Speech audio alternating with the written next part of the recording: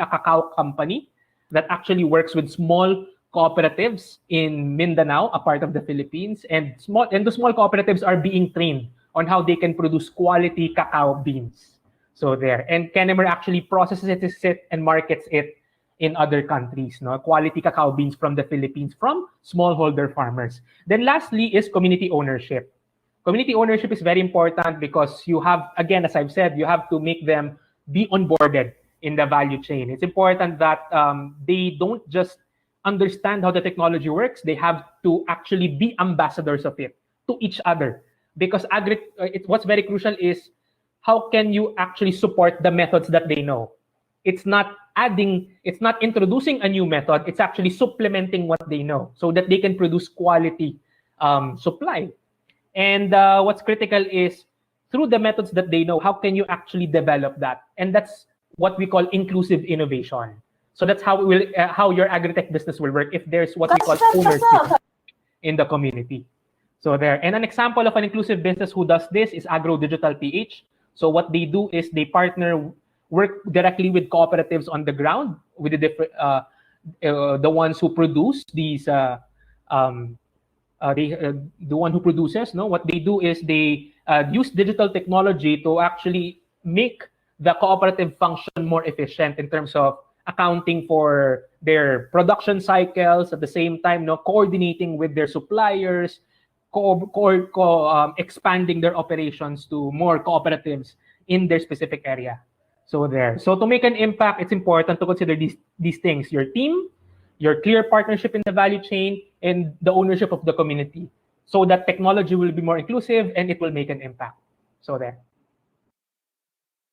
Thank you so much, Kevin. And I see our actual agribusiness entrepreneurs and innovators and experts over here nodding their heads. So it sounds like some of that has resonated well with them. I'm going to call on you, James, next to present your perspective of Climate Edge. I just also want to tell our audience members or other participants to, and actually everyone, also our speakers, that feel free to comment on each other's points, and also to anyone who's not speaking to feel free to write in the chat and just keep it an interactive space. So yeah, James, please tell us about Climate Edge. Maybe you can tell us, what you do, where you're operating, and then again, how you're having this triple impact on people, planet, and profit. Yeah, awesome. Thank you. So as a kind of overview as to who Climate Edge are and what we do. So we are a technology company that allows agricultural organizations or organizations in the agricultural supply chain to turn their expertise into interactive digital services that smallholder farmers will actually use. So kind of, if we're thinking about where we are at the moment, there is a innate difficulty with serving smallholder farmers, which makes it very expensive and inefficient, which is that due to their size, there are lots of them. So generally the way that smallholders get information at the moment is by aggregating them together. So that'll be through workshops or demo plots or field schools, but the agents who serve them are usually dealing with 200 to 1,000 farmers as individuals. So they're very, very overstretched. Obviously, what this does is limits the value of information or services to each individual farmer. So information can come at very delayed points in time. So it might take a long time to reach farmers when that next workshop is, or when that field agent next goes to the farm. Support has to become generic through that model and can't be tailored to each individual farmer. And also farmers, importantly, are often left on their own at the crucial time when they're actually having to make important decisions. So they don't have people to bounce ideas off and then frequently, therefore, fall back on what they know, which will be something that's been passed down from their parents or their grandparents and might be out of date. What we're seeing is that this does leave smallholder farmers in particular at a big disadvantage compared to large commercial farms. You can just see this in the uptake of novel practices and climate smart practices and things like that, which is around, like, from farmers who actually attend training workshops, only 5 to 10% of those go on to actually implement those practices. And obviously there's a huge gap in terms of even just production. So if you just look at the yield gap, it's about a 70% difference between commercial scale farmers and small farmers. So it's a real big problem that needs to be addressed. What we know is that there's a lot of organizations who are delivering those workshops at the moment, delivering those demo plots, who have information they want to get to small farmers. So it might be, we work with people like seed producers who they need farmers to understand what is the best way to apply those new varieties of seed, because if they don't, the farmers don't get the expected benefit that they have been promised when they bought that seed in the first place. They spent a lot more money on that seed or fertilizer, whatever, and they won't then buy it again if they don't succeed, which is a completely rational decision from the farmer's perspective, but it limits the market for those businesses trying to work with smallholders. And we've got to bear in mind that they form about 80% of the market in places like Africa, Latin America, and Southeast Asia. So how we're trying to solve this issue, we know that technology needs to come in because with the increased cost of labor, we know that the solution can't be just more people on the ground. There needs to be effective use of technology to actually get information to farmers in the way they need it. So that's what we do, and we've built our platform on 3 core principles. So the first is that it needs to be accessible to as many farmers as possible.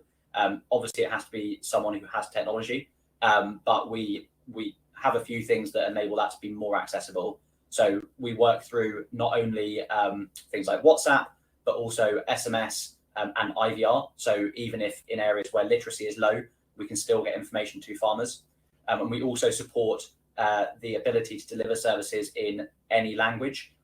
So also we work predominantly in East Africa, where you take Kenya, there's I think about 50 regional languages that are very, very predominant, even beyond Swahili and English. So being able to deliver in languages that the individual farmer understands as well is really important to promoting uptake. Then we really focus on how the information is delivered. So other platforms frequently deliver training, which is trying to replicate that stuff that's being done at workshops or in person, but we don't really see that as effective because there are limitations to what you can deliver via a phone, especially a basic phone as well. What we try and do is really pare down the information to what is the unique or the very tangible piece of information that will help a farmer take a decision, and only deliver that.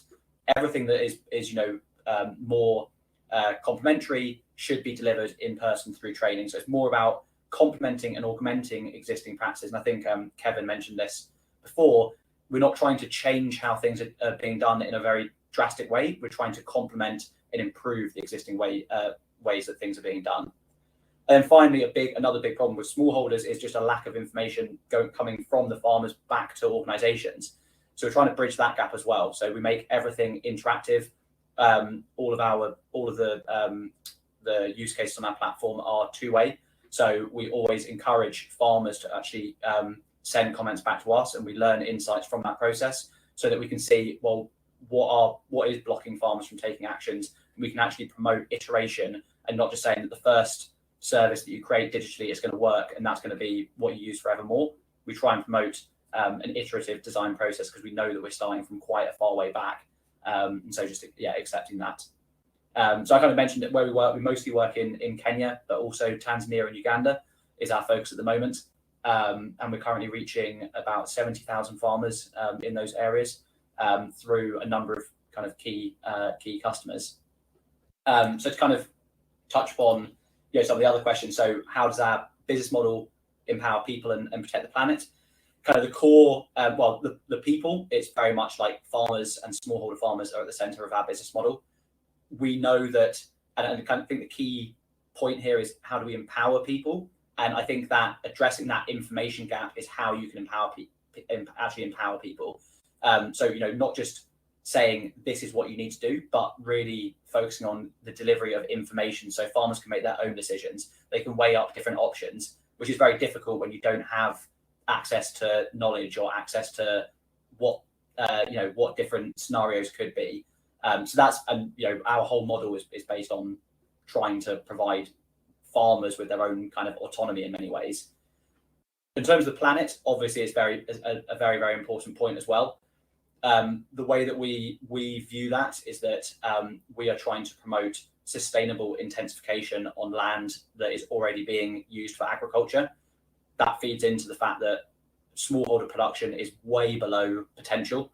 And if you look, it's already happening in many sectors that due to that low production, countries, whether it's being led by governments or individual farmers, are extensifying to overcome that. So moving into areas of rainforest or degrading habitats for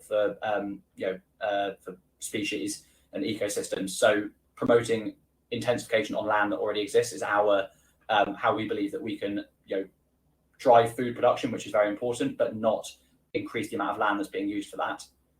And then finally on terms of like how we can focus on creating a social and environmental impact whilst advancing profitability, particularly I think on the side of the social impact, is something that we're actually quite proud of, is that our model is very, very, very much coupled with making sure that we're adding value to the farmers, because the farmers are our users and our customers are the businesses who want to serve them. So if we don't serve the farmers well, and the farmers then don't engage, they don't use the platform, customers won't buy into our platform. We've actually seen that, like lots of people, now that we've got a network of farmers that we work with, we've had people coming to us and saying, oh, you've got a big list of farmer numbers, can I market my fertilizer to them by just sending them a message? And we've actually said, no, even though you would be paying us, that will degrade the value of our service. Farmers, it's well known, hate being spammed by random messages, just like I do. And so if we just allow that on our platform, farmers are going to ignore messages. They're not going to take the key points. It's going to reduce the value for them. So we're really kind of proud that our social impact and our commercial impact are very much tied together.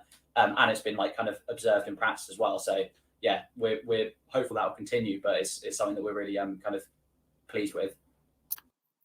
Perfect. Thank you so much, James. That was a very comprehensive overview, and you touched on each of the points. I again noticed just some nodding heads, and it's good to see. Well, yes, you all seem to understand what's going on here and recognize some of the most important issues in the Agritech space.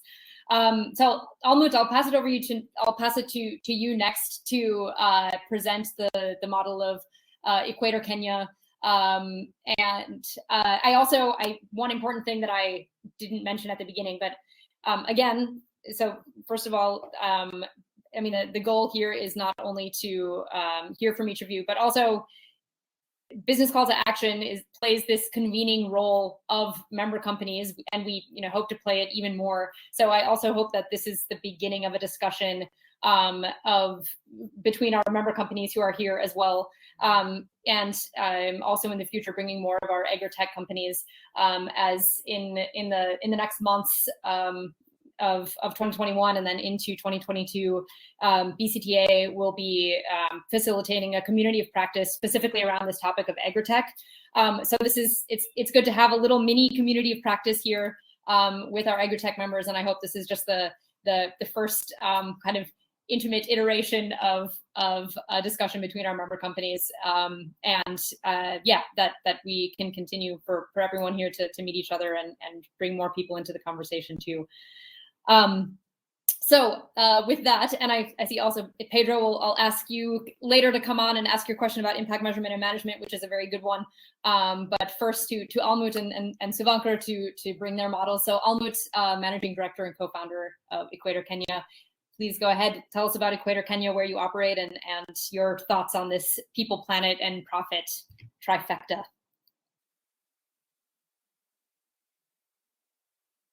Sorry, Almut, I think we cannot hear you. Now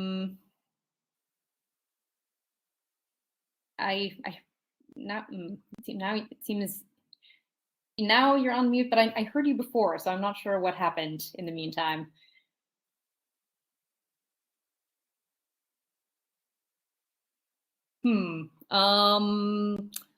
Let's see.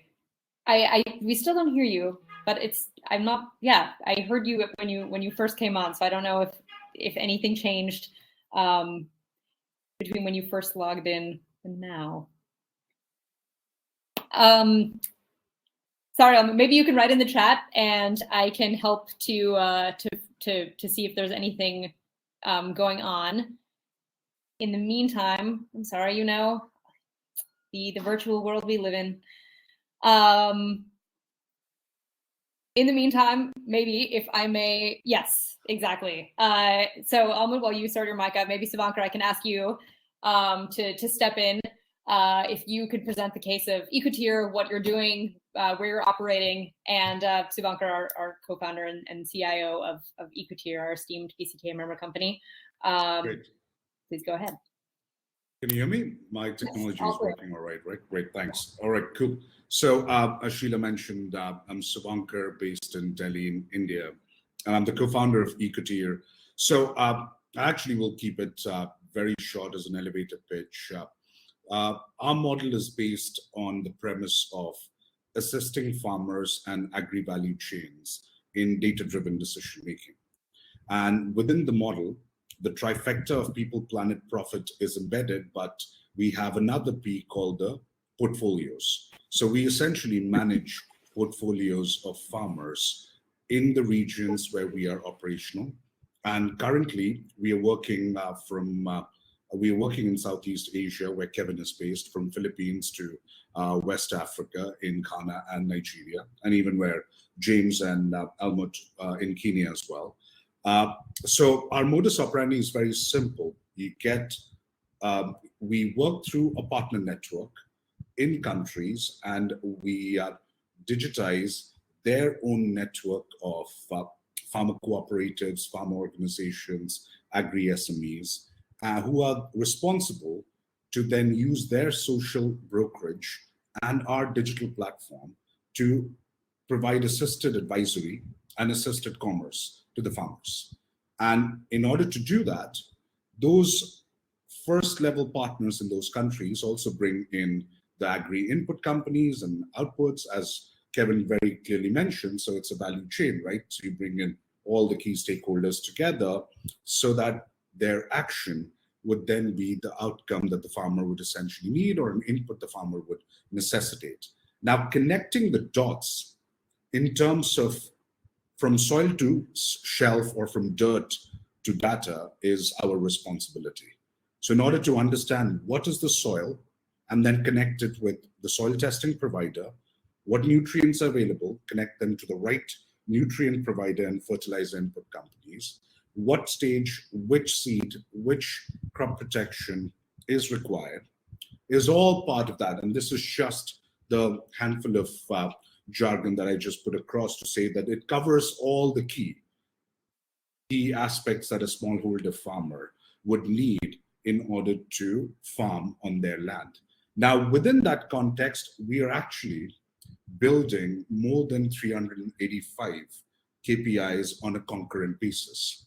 And 385 is just a small number. This is going to go into thousands very soon. And those concurrent KPIs is a combination that lets all the stakeholders know in the value chain, the in-country partner, input companies, off-takers, banks and insurance companies, what is exactly happening at the farmer level, and then let them take the action that is triggered through the platform.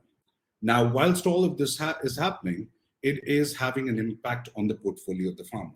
Now, what does the portfolio of the farmer contain in our platform? It contains cost savings, it contains income increase, so that's commodity linked.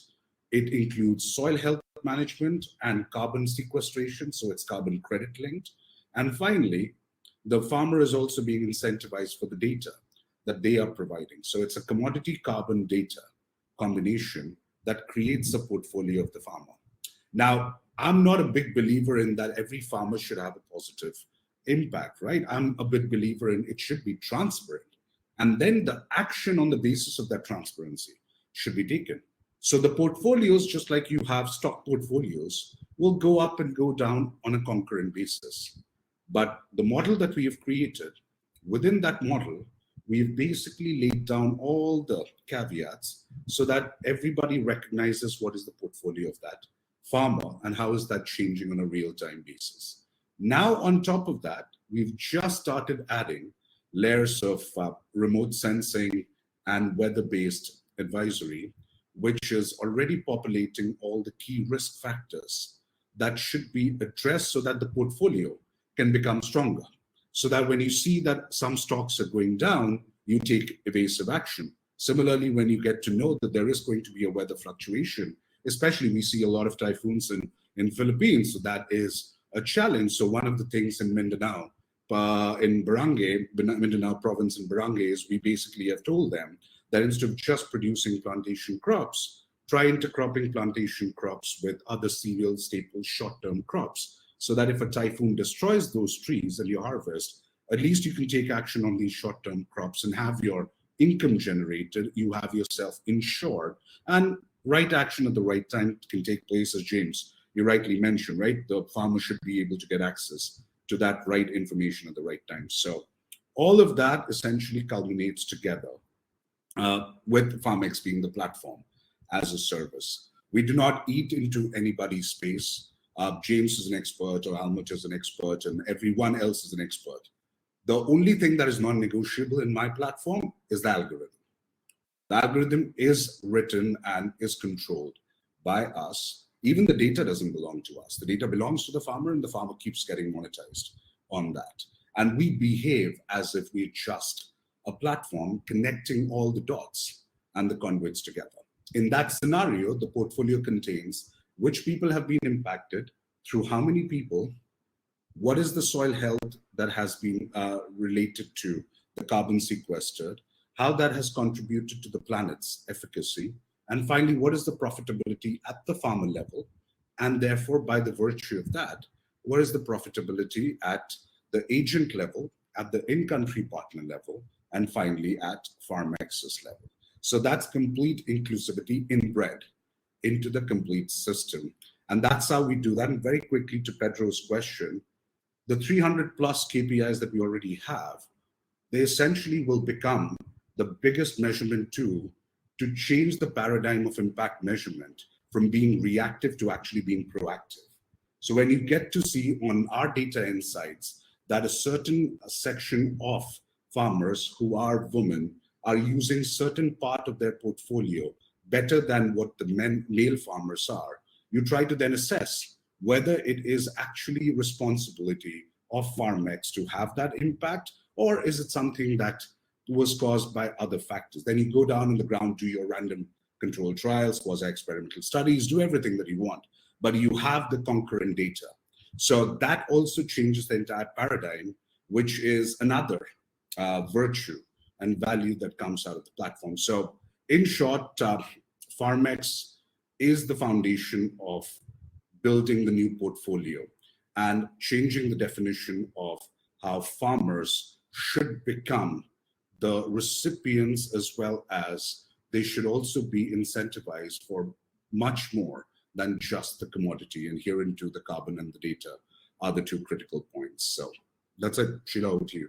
Perfect. Thanks so much, Sivankar. And yes, you beat me to the very relevant question that Pedro asked, which I think, yeah, with your 300 plus KPIs and all the data that you're working with, that all of you are working with, presumably with your tech-enabled models, how impact measurement and management feeds so nicely and naturally into your models. And so hopefully if others have comments on that, and Kevin also, because you've done an extensive impact measurement and management service with your portfolio of companies, I'll be curious to hear your inputs, insights on that as well.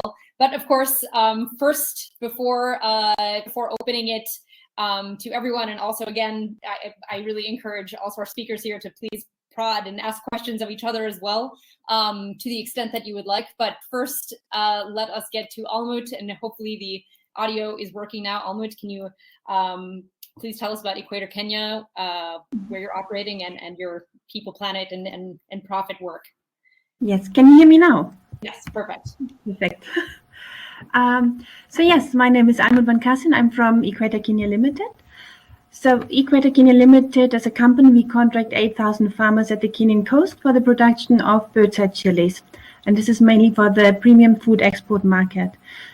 So while working with our farmers, we have a 3-pillar model that we apply. The first one, very important for us, is market certainty. So we do contract farming with the farmers that we manage electronically through our system. But the market certainty is key because it gives assurance to the farmers that there will be an off-taker, so us, buying the product as a predetermined price. So this allows the farmers to actually invest in the crop. That is key. Then, so we work with 8,000 farmers, 80% of which are women in rural areas with limited access to education and information. So the next pillar is access to information and capacity building that we provide to our farmers. So this we do in form of on-site training through GAP, Good Agriculture Practices. But then often we also see that in order to have strong, coherent groups, it's important to train them on leadership skills, on team building exercises, to have what we're doing right now, business skills. So farmers need to understand the gross margin analysis of their crops, of their products, and they need to understand the land and design it and have farm maps, layouts, etc.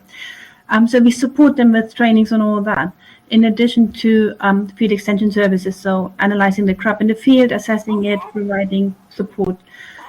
Then we have in our software, so our field officers, they're all having a mobile app with which they basically monitor the trainings, and we assign them tasks and surveys. So we have an inbuilt survey feature, which then probably responds to Petro's question on how do we get feedback and M&E. So we have integrated survey tools where we ask them farmers for more information that helps us then again to address these challenges that they're experiencing in the field when working there.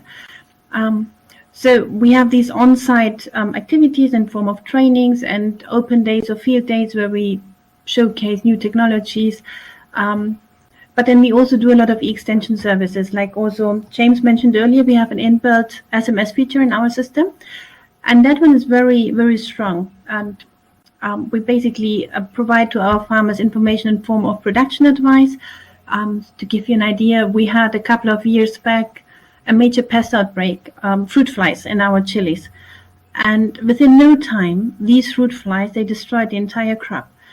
And we couldn't respond fast enough. So there were means that we could have given to the farmers. But by the time we informed our field officers and they went on the ground and informed the chairperson, etc., it was too late. So we lost 75% of our crop. So nowadays, we just send an SMS to the farmers and say, look out for this and this. If you have this pest, do this and that and apply that, and you can find it in this shop.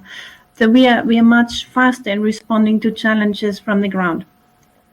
In addition, we also provide the farmers with localized weather information, and then also more logistic things like we are starting collection, or it's raining, please collect your seed, or it is the quality of your product is an issue, or if there, for example, new pesticide legislations in the EU, we tell the farmers this and this and this you're not allowed to use in a crop, just to be on the safe side.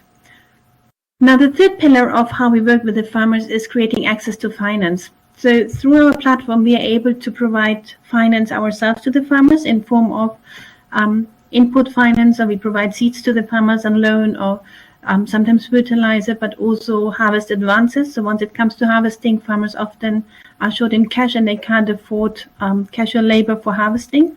So we help them with the financing of that, but sometimes also smaller asset finance. And we can do and manage their repayments through our own eProd platform. But we also partner with other financial institutions that then use our data in the system to screen the farmers and assess the creditworthiness of the farmers, to then provide the farmers with additional financing.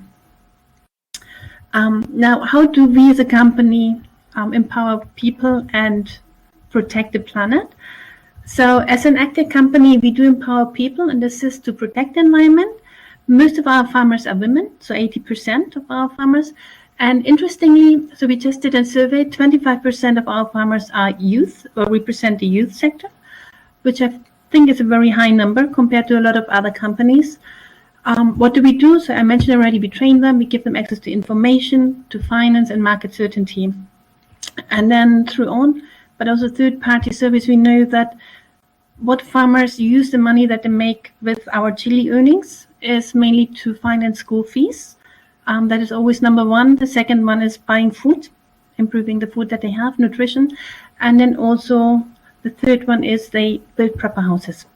So in this category. And as far as the planet is concerned, so for me personally, but also for our staff, environment and protection of the environment is very important. And we are committed to protect this. And I think we have also responsibility. I mentioned also already pesticides earlier. If you don't guide farmers, they just apply anything. So we move farmers towards biopesticides. So this is what we promote. There's this one biopesticide that really addresses all the key challenges, key pests that we have in our crop. So this is what we provide and make available for our farmers. We started just recently with biodegradable polymers. So these polymers, they're like the diapers that we give our kids. They absorb the water in the soil. They basically they retain the moisture in the soil. Helps them to perform the plants to perform better. So these are some of the things. We have 2 projects that are coming up now that are really important for us. One is we are investing now in mobile soil labs. So we can go to the field and test the soil at the field level of our farmers individually, and then upload that into our software and have then basically for each farmer the relevant soil information available, and can then also give more detailed advice on the nutritions that the farmers need to apply. And then the next one, which I think is key, especially now with climate change, is our biggest challenge is water. So the rainfall pattern have become more and more erratic, so we need to address that. A lot of our farmers are still rain-fed, so for those farmers that don't have access to actual water, we are now investing into water harvesting structures, which would be enough for individual household use, for the domestic household use, but also irrigation with a small-scale drip irrigation kit. But also for the ones that have access to water, we are moving towards solar irrigation. Not only because fuel is a challenge to get fuel, it's also expensive. I think it's just the right way to go. And all this is always with the idea in mind that we need to increase production and productivity both on our side and on the farmer side to make sure that we have a future, both the farmers and ourselves as a company. Yeah.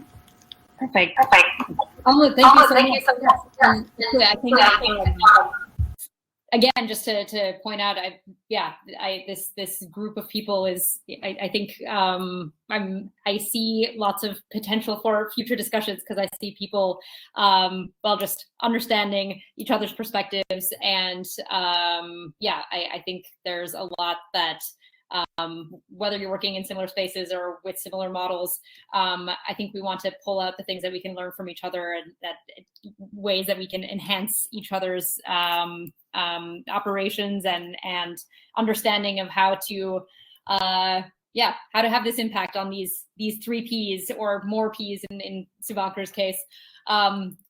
We have Pedro, our motivated question asker, but also anyone else in the audience who may wish to ask questions. I actually, as kind of an unorthodox facilitator, would invite people like Pedro or anyone else to also, turn your camera on and join. So it's nice to be able to see who's in the audience. But I do want to ask everyone who's here already, if anyone else has a response to the question of impact measurement and management. So Subankar, you spoke to that. And I know, like I said, Kevin, you've worked with BCtA on impact measurement and management services with your portfolio of companies. Does anyone have any other insights they'd like to bring specifically around how you're understanding and ensuring the impact of your models, and then feeding that back into your business cycles? Kevin, is there anything you'd like to add, or James, Amlud, Pedro, Subankar, anyone? I have something. So we, as a company, we have developed our software for ourselves, and then started basically as a spin-off. We started now the second company, eProd, which is now our software that we've used and that we built demand-driven for ourselves. That one we basically now established as a second company, and we have now basically rolled it out with, I think, now close to 140 companies in 18 different countries. It's available in a lot of different languages and scripts, and so yes. And what we have done now, we are also partnering with a couple of different projects. So at the moment, we are a partner of Africa Rice. We are implementing the software with 40 different companies in the rice seed sector. And for the African Rice themselves, we have built in our platform where basically they can see the data of the partners and analyze it. And they have information on how many farmers have these individual companies in all these. So they're in 5 countries signed up. which rice variety are they using, how's the production doing, how many fields have they planted. There's a lot of data available. The productivity there is. So this is what now Africa Rice uses as an M&E platform to now analyze the impact of their activities on the ground, and they can have direct access. So they can't do anything then with the data. So they can't. Well, they could actually also reach out to the farmers and communicate to them. So send out SMS directly as Africa Rice. But they basically have access to all the data. They can see the data of the project that they are implementing with their partners. Thanks, Almut. Any other questions or any other points to bring on the topic of impact measurement and management? Kevin, go ahead. Okay, so thank you, and Almut, James, and Suvankar for very insightful approach descriptions of your ventures. And generally, when I hear your models, it also resonates in the way even in the Philippines, our agri-ventures are actually being implemented. So I have an additional 3 points in relation to how do we implement impact management specifically in the agritech sector in the Philippines. So again, I would like to thank Business Call to Action for providing the support, specifically Pedro and of course Rabil for training our social enterprises to actually develop their impact value chains. So 3 insights. So first one is human-centered measurement, meaning there are many factors that we measure as an agri-tech company, but it's very important that we consider what people place importance in.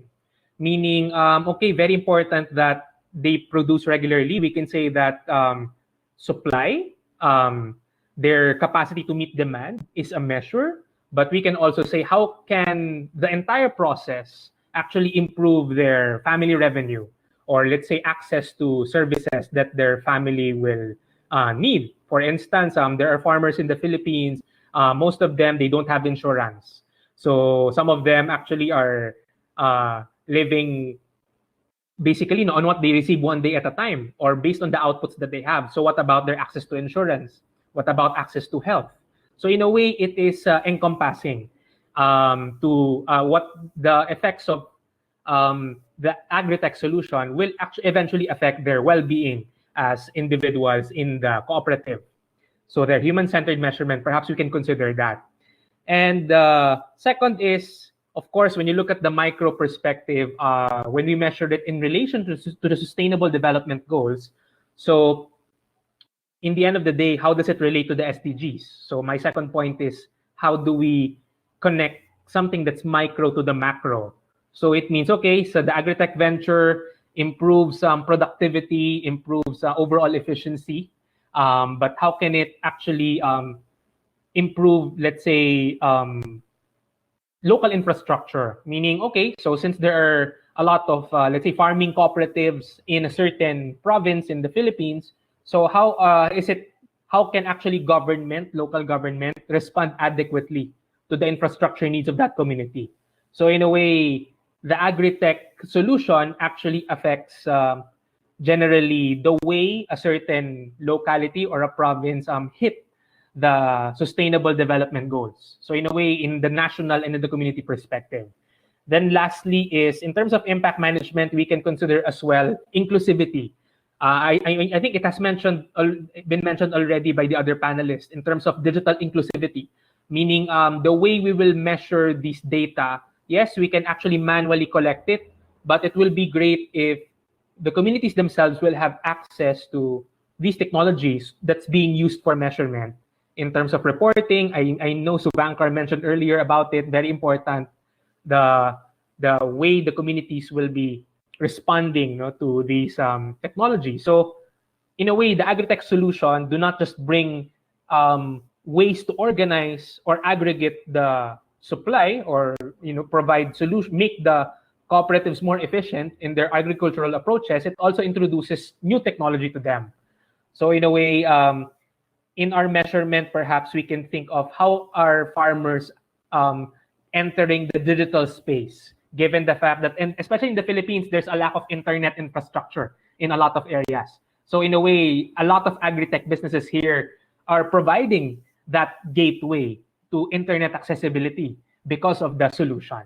So there. So human-centered measurement, the relationship with the SDGs, and digital inclusion. So there. Perfect.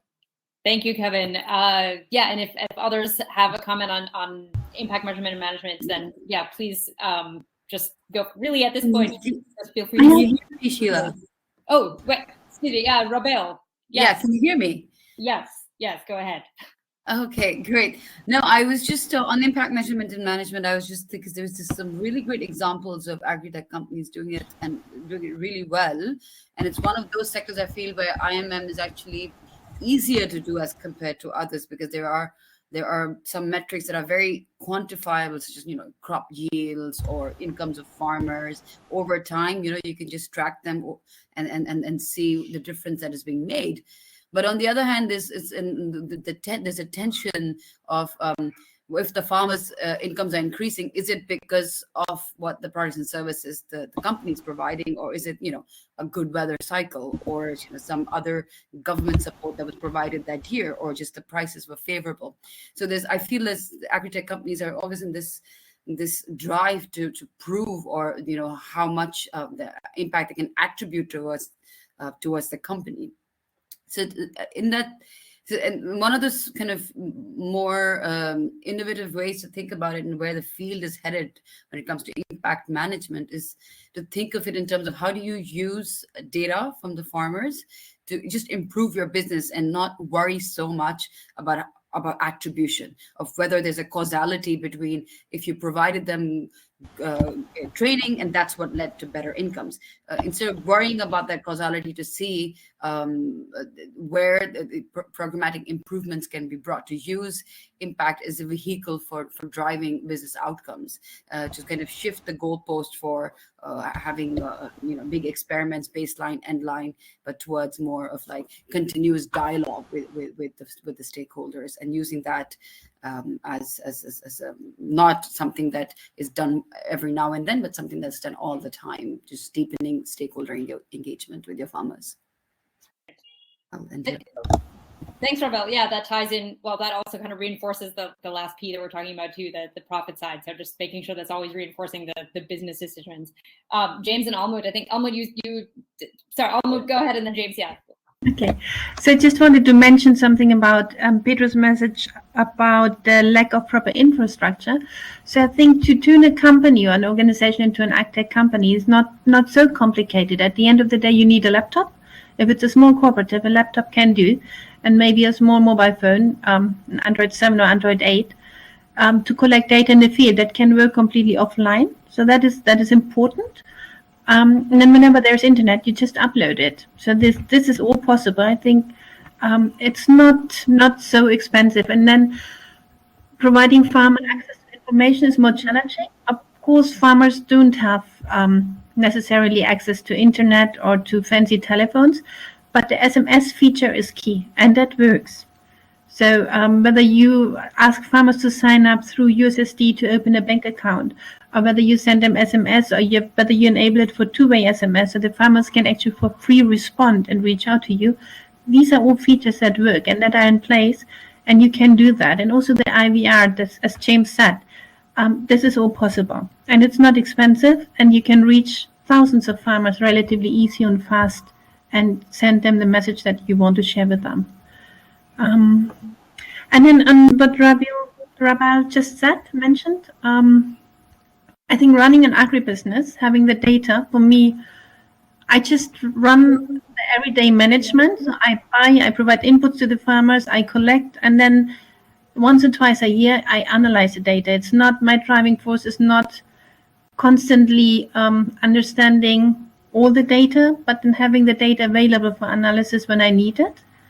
So I'm not sure whether that gives you some feedback. I just need to have data to pay the farmers. I need to have data to manage the repayments. If I can't do a farmer loan, then I pass it on to the bank and I share that information. But for me, it's a mean and a tool to more efficiently manage our farmer base and to manage these 8,000 farmers without having to worry that I pay them too much or too little, or that the traceability is not working. I just know that my system's in place, and then whenever I need, then I analyze my information. Thank you, Almut. And also want to make sure that James, you have the floor. Yeah, no. Well, I was going to say, I mean, at least for our business, which I think is a lot more targeted in many ways in terms of what we're doing, because we're focusing on one specific channel of facilitating the information gap between organizations and farmers. I was going to agree with Raval's point that that's actually one of the things that we consciously decided at the beginning, that for us and for our business, there's lots of we work with lots of customers who struggled with the information gap, and it's really about how many farmers are actually engaging with training. And so we very much that is our success as a business, but it's also our impact metric. If more farmers uptake training, more people engage because we came in, that's the one metric that we're most interested in, because it's the one that we influence. It's quite, I just thought it was an interesting point, because I agree that I'm not saying that people here do it, but like lots of people, I think specifically when working with smallholder farmers in kind of the agricultural value chain, take a lot of responsibility on, like in different parts of a farmer's livelihood, or like lots of things they're doing. But I think that sometimes limits people's focus and like becoming very dedicated to one problem that you can actually solve, that you can actually influence. So I thought it was quite an interesting point. I kind of, that's how we look at the problem from our side, but it aligns with our business model, which is why it works for us, which may not work for other people. Go ahead, Svankar. Yeah. So I think, to concur with Raval's point, it's correct, but then there's an entire precursor to that, right? So it's something which I've also faced in the last couple of months, trying to convince nonprofit agencies and development organizations. These are big ones, right?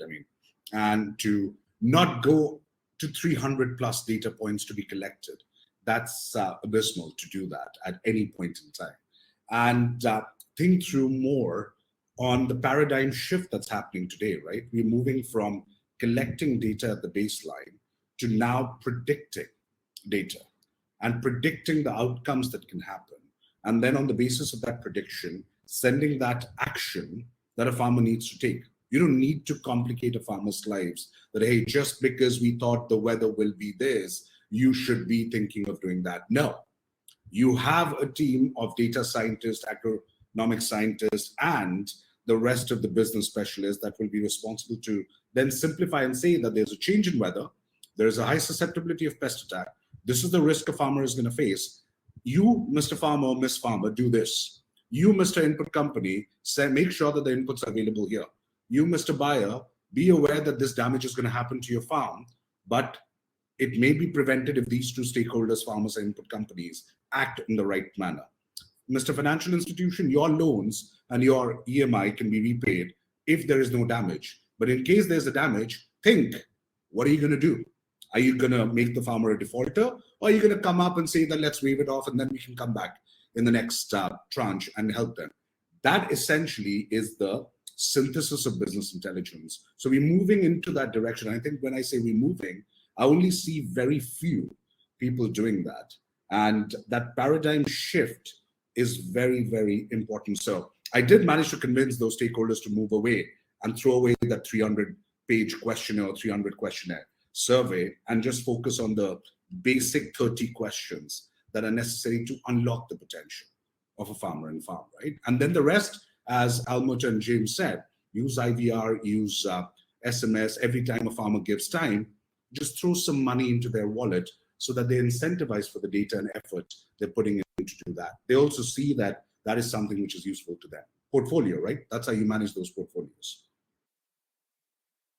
Perfect. Thanks, Svankar. And yeah, I'm so happy to see this kind of natural discussion evolving, and again, people nodding their heads and pointing, building on each other, and it makes me all the more excited for our upcoming community practice. And I hope that that will be a great space for our companies who are all working in this space to come together and keep learning from each other, and as I keep using this word, prodding each other about what works best, because ultimately we all want to have this great impact on people, planet, and profit. We actually have, so in the interest of time, I know that we have been going for an hour now. We are closing out this event. We are shutting down the party. So if anyone has any final points they want to say, I hope, again, this is, although we're closing the event right now, I hope this is just the first of many discussions that we have with our member companies and our partners like PhilDev, Kevin at PhilDev, and other audience members. But just as kind of a final, is there any final points? Just an open, free-for-all, drop the mic moment. Does anyone have anything that they'd like to say to close us out?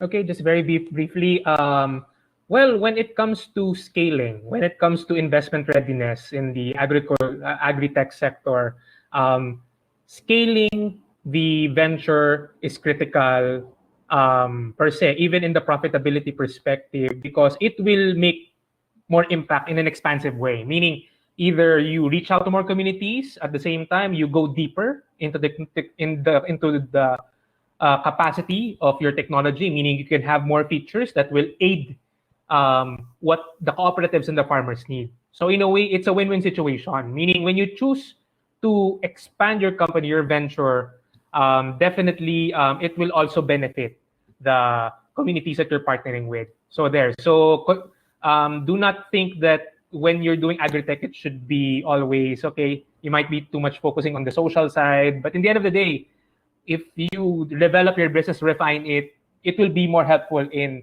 improving the local, the state of the local cooperatives. So that's it.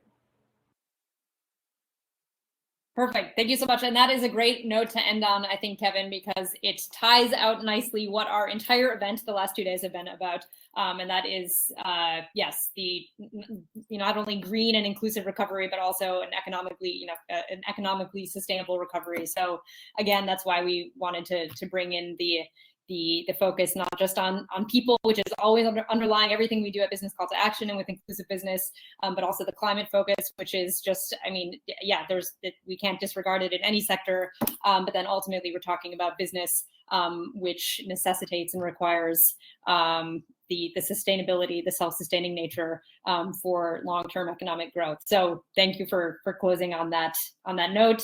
And thank you, James, Almut, Suvankar, and Kevin, for just stepping in and bringing your perspectives, and hope to see you all again and more in our upcoming community of practice on Agritech. We'll be putting together a program and reaching out to everybody. And it'd be great to bring you back for more discussion and exchange. So thank you, everyone. Thanks for joining us, and talk to you again soon. Thank you for organizing. Thank you. Yep. Take care, everyone. Bye. Bye, audience members.